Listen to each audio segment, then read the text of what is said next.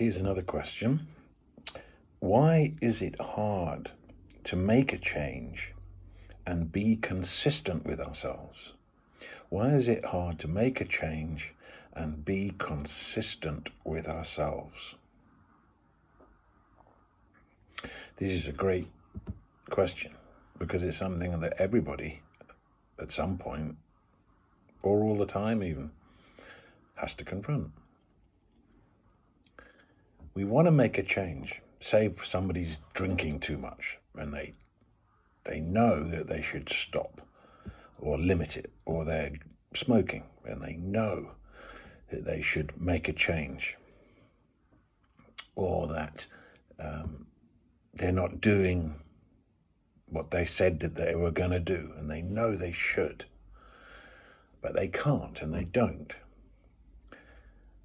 And they make an effort. They know they should. They want to stop smoking. So New Year's Eve comes, they have their last fag, and then come New Year's morning, they're smoking again. And the answer is, one of the answers is this, is that doing something because you think you should, isn't going to be strong enough. Because that's a decision. You decide not to. Decisions aren't causal. Just because you decide something doesn't mean it's going to happen, does it? Because it's affecting my health, I've decided to stop smoking. It doesn't work. A decision is just a mental function. And you'll find that things that you do from a decision point of view, because you should, they won't stick. And so when your willpower is strong, you'll make some headway, but then sooner or later your willpower will diminish and you'll go back to whatever it was you were doing, because nothing's actually changed within you. So if it's not a decision, then what is it that we need to do? We need to make a choice. Now, for many people, there isn't a difference between a decision and a choice. So in this video, I want to introduce it because a new possibility emerges if we do distinguish between the two. How do you make a decision? You make a decision by looking at the evidence, processing it, and then deciding upon it. But what you're looking at, the data could be false, and your processing could be influenced, biased in some way. So you can't really trust it even. Also, as I said before, the fact that you've made a decision doesn't mean that it's going to happen. It's not causal. And if we look through our lives, we can also see that we've made some bad decisions, and there is such a thing as a wrong decision. Now, a choice, on the other hand, is quite different. When you want to reset your life in some way, say you want to give up smoking, or say you want to stop drinking, or say you want to make some change, it has to be a choice, not a reasoning. The reasons I want to give up smoking are because this, and this. No, it has to be a choice. And a choice happens in a different part of your being. A choice isn't a mental thing. A choice is a thing that you can only make in presence.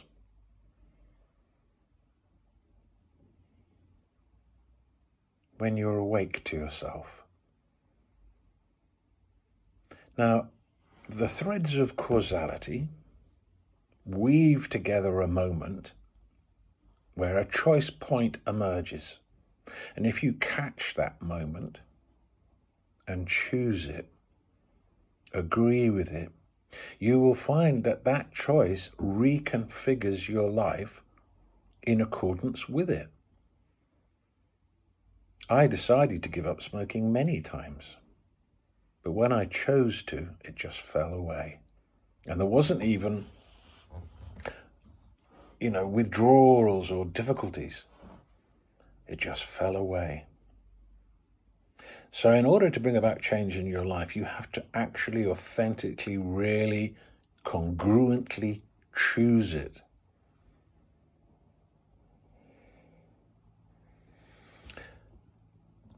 Why can't we be consistent with ourselves is the other part of the question.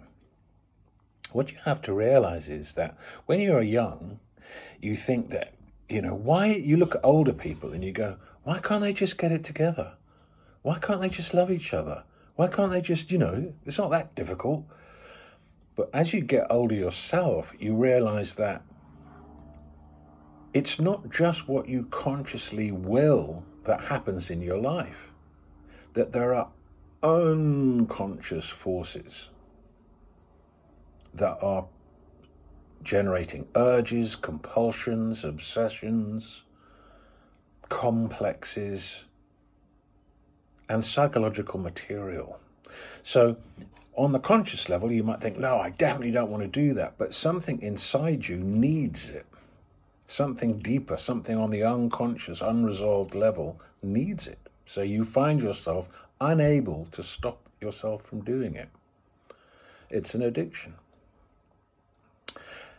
So the great psychologist Carl Jung said that it's what you're unconscious of that drives your life. Not what you're conscious of, what you're unconscious of. And by having it drive your life, you start to realize what it is, and so gain a deeper, more profound sense of self. And this is how we grow.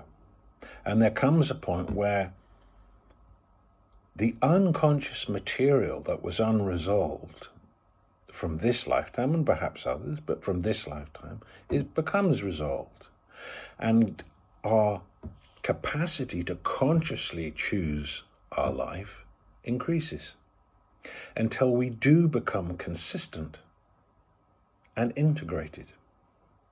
And that there isn't anymore some unconscious aspect driving our behavior, driving our thoughts, and driving our drama.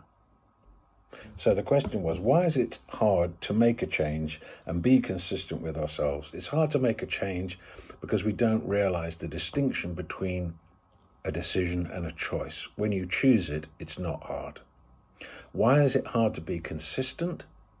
Because we haven't acknowledged the unconscious aspect of ourselves. Now, it's important to say this, that it doesn't help you punishing yourself and judging yourself and feeling shame and guilt when you find yourself being motivated by an unconscious aspect and doing what your conscious self doesn't want to do. You have to accept all of it. Yes, there's a bright, brilliant, shining, enlightened being, and yes, there's something in the unconscious that is still needing to evolve, still needing to surface, still needing to be seen, still needing to be accepted. You have to accept it all. We are works in progress. As you progress, you will find you become more and more consistent